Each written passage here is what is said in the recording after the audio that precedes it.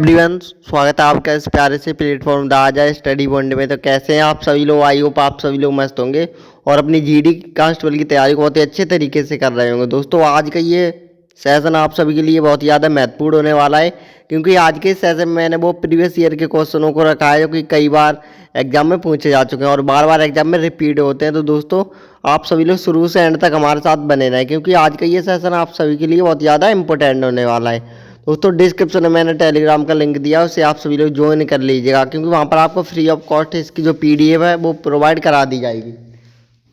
तो दोस्तों, जैन सूत्रों में कितनी लिपियों का उल्लेख किया गया है? तो दोस्तों, ये 18 लिपियों का उल्लेख किया गया है। कितनी? 18 लिपियों का उल्लेख किया गया है, यानी कि ऑप्शन सी इसका राइट आंसर हो जाएगा।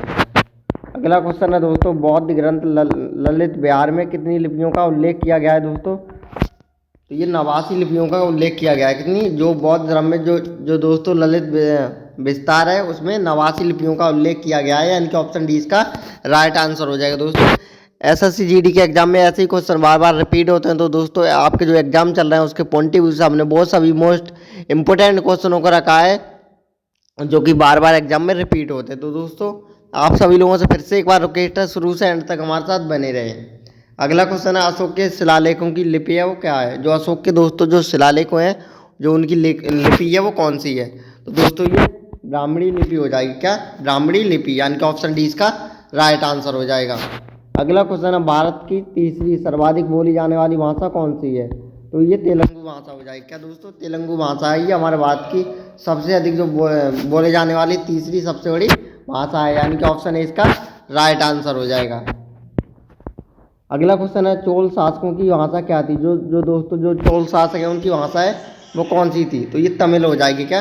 तमिल, यानी कि ऑप्शन ए इसका राइट आंसर हो जाएगा। साथियों, सेशन को लाइक शेयर करते रहें आप सभी लोग, और अगर आपने चैनल पे फर्स्ट बार विजिट किया है तो प्लीज़ चैनल को सब्सक्राइब करके बेल आइकन प्रेस कर लें, जिससे आने वाली वीडियो का नोटिफिकेशन सबसे पहले आपको मिल पाएगा। तो अगला क्वेश्चन है कि हिंदी भाषा भारतीयों का प्रतिशत लगभग कितना होता है? तो दोस्तों, जो भारतीयों का प्रतिशत है वो 40% हो जाएगा। कितना? 40%। ये इतना प्रतिशत होता है कि जो हिंदी भाषा में भारतीयों का परसेंट। अगला क्वेश्चन है दोस्तों, भारतीय भाषाओं में हिंदी के बाद विश्व की कौन सी भाषा अधिकतम बोली जाती है? जो दोस्तों भारतीय भाषाओं के में हिंदी के बाद सबसे अधिक बोले जाने वाली भाषा जो कौन सी है? तो ये बांग्ला भाषा है। दोस्तों, ये हिंदी के बाद सबसे अधिक बोली जाने वाली भाषा है, यानी कि ऑप्शन डी इसका राइट आंसर हो जाएगा। अगला क्वेश्चन है, गोवा में स्वीकृत राजभाषा है? तो दोस्तों, ये कोंकणी भाषा है। कौन सी? जो दोस्तों जो गोवा है, जो कि हमारे भारत का सबसे छोटा राज्य है, इसमें सिर्फ मात्र 2 जिले हैं। कितने दोस्तों? अगर आपसे क्वेश्चन पूछ लिया जाए, यानी कि जो दोस्तों हमारे भारत का सबसे छोटा राज्य बताइएगा, तो ये दोस्तों गोवा हो जाएगा, और इसकी राजधानी कहाँ पर है? पणजी। तो इसकी जो स्वीकृत जो राजभाषा है वो कोंकणी को जो इस राज्य की राजभाषा है, और इसमें मात्र 2 जिले हैं। तो ये भी एग्जाम के पॉइंट से इंपॉर्टेंट क्वेश्चन है, इसे भी आप सभी लोग नोट कर लीजिएगा। अगला क्वेश्चन है, कौन सी भाषा देव भाषा है? बताइएगा आप सभी लोग, ऐसी कौन सी भाषा है जिसको देव भाषा कहा जाता है? तो ये संस्कृत। दोस्तों, ये संस्कृत ये दोस्तों हमारे देव भाषा है, यानी दोस्तों इसमें देवों का बहुत अधिक उल्लेख किया गया है। अगला क्वेश्चन है, भारत का प्राचीन भाषा है? जो हमारे भारत की जो प्राचीन भाषा है वो कौन सी है? तो ये संस्कृत हो जाएगी। क्या? जो हमारे भारत की सबसे प्राचीन भाषा है वो संस्कृत है दोस्तों, और ये देवों की भाषा के नाम से भी इसको जाना जाता है, यानी कि ऑप्शन इसका राइट आंसर हो जाएगा। अगला क्वेश्चन है दोस्तों, इंपोर्टेंट है कि निम्नलिखित में से किस देश में अधिकतम संख्या में भाषाएं बोली जाती हैं? तो दोस्तों, ये भारत में। कहाँ पर बोली जाती हैं? ये भारत में सबसे अधिक मात्रा में ये भाषाएं बोली जाती हैं, यानी कि ऑप्शन डी इसका राइट आंसर हो जाएगा। अगला क्वेश्चन है इंपॉर्टेंट है, सेशन को लाइक शेयर करते रहें आप सभी लोग कि केंद्रीय भारतीय भाषा का संस्थान कहाँ पर स्थित है? तो दोस्तों, ये मैसूर हो जाएगा। क्या? मैसूर, यानी कि ऑप्शन ए इसका राइट आंसर हो जाएगा। अगला क्वेश्चन है, राष्ट्रीय साक्षरता मिशन की शुरुआत कब की गई थी? तो दोस्तों, ये 1998 में की गई थी। कब? 1998। तो पहले आप सभी लोग क्वेश्चन को समझने की कोशिश करें। यहाँ पर राष्ट्रीय साक्षरता मिशन की शुरुआत के बारे में जो सन पूछी गई है, तो कब की गई थी दोस्तों इसकी शुरुआत? 1998 में, यानी कि ऑप्शन बी इसका राइट आंसर हो जाएगा। अगला क्वेश्चन है, राष्ट्रीय साक्षरता मिशन की शुरुआत कब की गई थी? फिर से क्वेश्चन यहाँ पर रिपीट किया गया है, तो दोस्तों ये 1988 आप सब लोग टिक करेंगे कि जीडी के कांस्टेबल के पॉइंट ऑफ व्यू से इंपॉर्टेंट क्वेश्चन है, और ऐसे क्वेश्चन बार बार एग्जाम में रिपीट होते हैं। तो अगला क्वेश्चन है, नवोदय विद्यालय में दाखिला किस कक्षा में होता है? बताइएगा आप सभी लोग। जो नवोदय विद्यालय में जो दाखिला है वो दोस्तों छठी कक्षा में होता है दोस्तों। एक इंटर एग्जाम होता है 5th क्लास के बाद। अगर आपने 5th क्लास पास आउट है दोस्तों तो वो आप उस इंटर एग्जाम को दोस्तों फॉर्म अप्लाई कर सकते हैं। फिर उसके बाद एक परीक्षा होती है। फिर उसके बाद जो आपको दाखिला, अगर आपने जो परीक्षा है वो क्वालिफाई कर ली तो आपका 6th क्लास में एडमिशन होगा वहाँ पर। कहाँ पर? नवोदय विद्यालय में, जिसको दोस्तों जवाहर नवोदय विद्यालय के नाम से भी जाना जाता है। क्वेश्चन है दोस्तों इम्पोर्टेंट है कि मुक्त विश्वविद्यालय की स्थापना सर्वप्रथम कहाँ पर की गई थी? तो दोस्तों ये इंग्लैंड में की गई थी। जहाँ पर मुक्त विश्वविद्यालय की जो स्थापना है वो सबसे पहले इंग्लैंड में की गई थी, यानी कि ऑप्शन सी इसका राइट आंसर हो जाएगा। अगला क्वेश्चन है इंदिरा गांधी राष्ट्रीय मुक्त विश्वविद्यालय की स्थापना कब की गई थी? तो ये 1985 ईस्वी में, 1985 में दोस्तों ये इंदिरा गांधी राष्ट्रीय मुक्त विश्वविद्यालय की स्थापना की गई थी, यानी कि ऑप्शन बी इसका राइट आंसर हो जाएगा। अगला क्वेश्चन है इंदिरा गांधी राष्ट्रीय मुक्त विश्वविद्यालय का मुख्यालय है वो कहाँ पर स्थित है?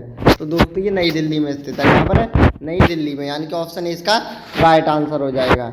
अगला क्वेश्चन है दोस्तों इंपॉर्टेंट है, ये आप सेशन को लाइक शेयर करते रहें, क्योंकि मैंने आपको पहले ही बताया था आज के सेशन में मैंने बहुत सभी मोस्ट इंपोर्टेंट क्वेश्चनों को रखा है जो कि बार बार एग्जाम में रिपीट हुए हैं। तो केंद्रीय अंग्रेजी एवं विदेशी भाषा संस्था कहाँ पर स्थित है?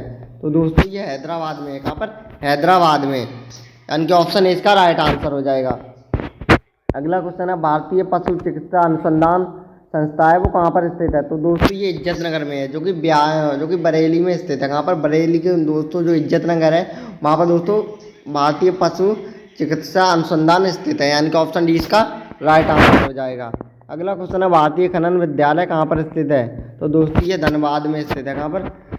दोस्तों ये धनबाद में भारतीय खनन विद्यालय स्थित है।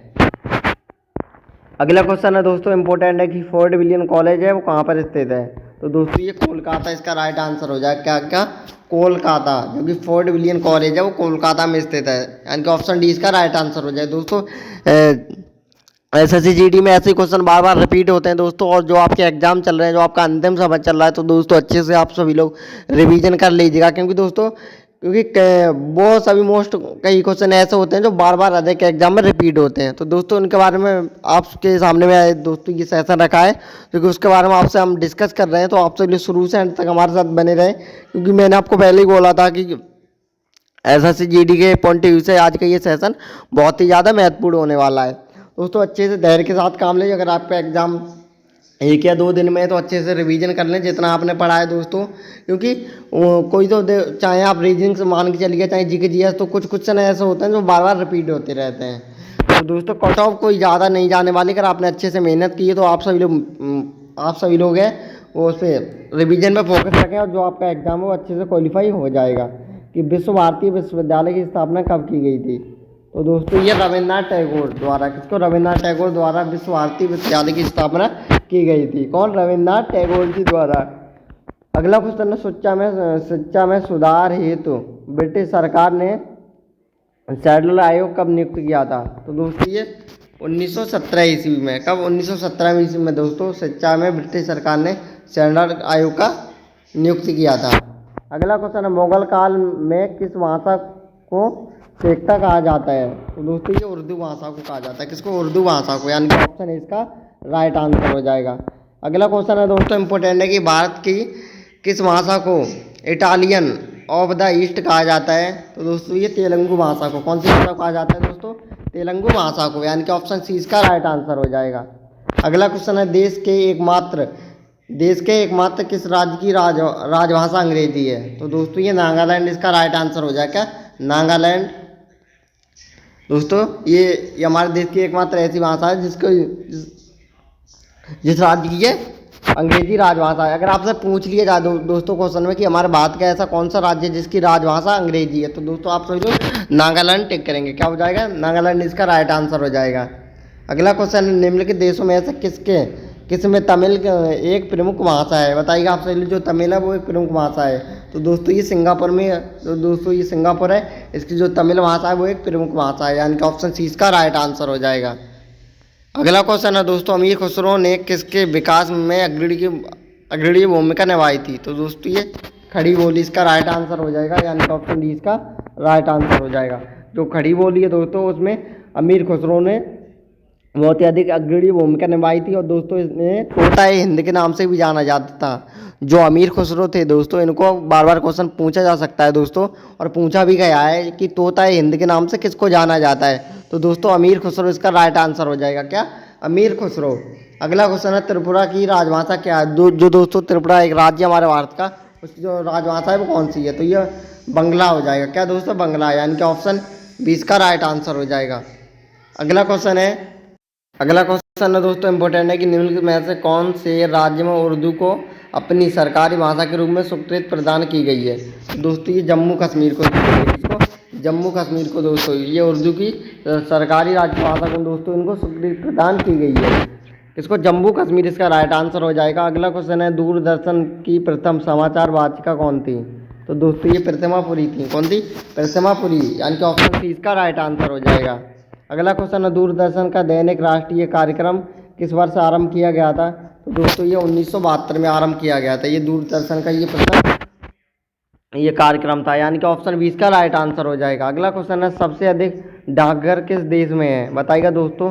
तो दोस्तों भारत हमारा राइट आंसर हो जाएगा। जो भारत है दोस्तों इसमें सबसे अधिक मात्रा में डाकघर पाए जाते हैं, यानी कि ऑप्शन इसका राइट आंसर हो जाएगा। तो सेशन को लाइक शेयर करते रहें आप सही लोग। और अगर आपने चैनल पे फर्स्ट बार विजिट किया है तो प्लीज़ चैनल को सब्सक्राइब करके बेल आइकन प्रेस कर लें, जिससे आने वाली न्यू वीडियो का नोटिफिकेशन सबसे पहले आपको मिल सकेगा।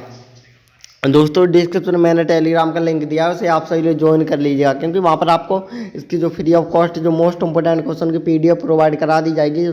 उससे दोस्तों आप सही लोग अच्छे से रिवीजन कर लीजिएगा। जो आपका अंतिम समय चल रहा है वो दोस्तों अच्छे से मन लगा कर रिवीजन करें, अपना पूरा फोकस ऑन गोल पे रखें दोस्तों। अगला क्वेश्चन है किस पोस्टल इंडेक्स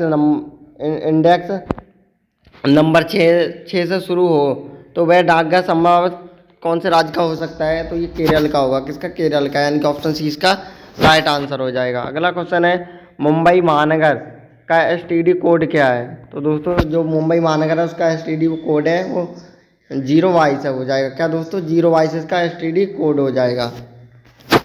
अगला क्वेश्चन है निम्नलिखित में से किस भक्त संत ने अपने संदेश के प्रचार में सबसे पहले हिंदी का प्रयोग किया था। तो दोस्तों ये रामानंद इसका राइट आंसर हो जाएगा। जो कि रामानंद थे दोस्तों, इन्होंने अपने संदेशों में सबसे पहले दोस्तों हिंदी भाषा का प्रयोग किया था। कौन थे? रामानंद जी थे।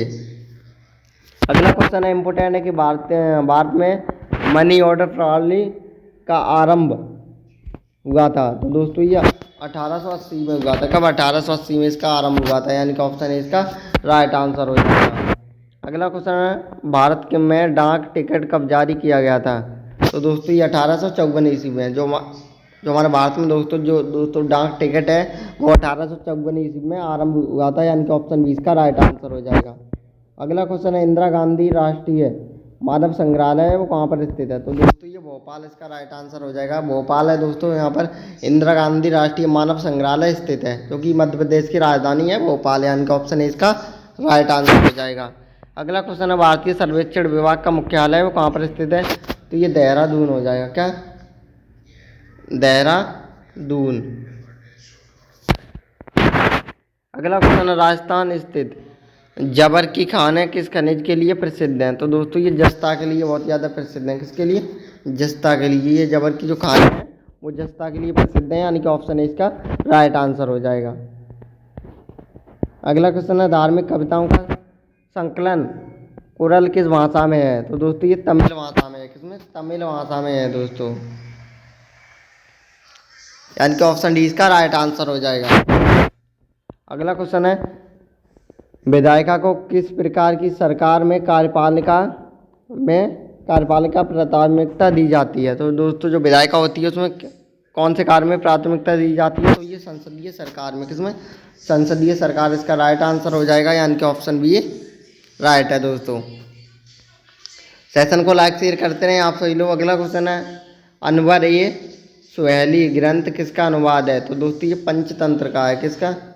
पंचतंत्र का है दोस्तों। अनवर सुहेली ग्रंथ का जो अनुवाद है वो किसका है? पंचतंत्र का। ऑप्शन ए इसका राइट आंसर हो जाएगा। अगला क्वेश्चन है दोस्तों इंपोर्टेंट है कि निजी क्षेत्र में देश का पहला अंतर्राष्ट्रीय हवाई अड्डा कहाँ पर निर्माणाधीन है। तो दोस्तों ये कहाँ पर है? तो ये कोच्चि हो जाएगा, कोच्चि इसका राइट आंसर हो जाएगा, यानी कि ऑप्शन ए इसका राइट आंसर हो जाएगा। तो दोस्तों यहाँ पर देश का पहला निजी अंतर्राष्ट्रीय हवाई अड्डा स्थित है, कहाँ पर है? कोच्चि में। अगला क्वेश्चन है, भारत की अंतर्राष्ट्रीय विमान सेवा है, जो हमारे भारत की अंतर्राष्ट्रीय जो विमान सेवा है वो कौन सी है? तो दोस्तों ये एयर इंडिया, यानी कि ऑप्शन सी इसका राइट आंसर हो जाएगा। जो एयर इंडिया है वो हमारे भारत की अंतर्राष्ट्रीय विमान सेवा है, यानी कि ऑप्शन सी इसका करेक्ट आंसर हो जाएगा।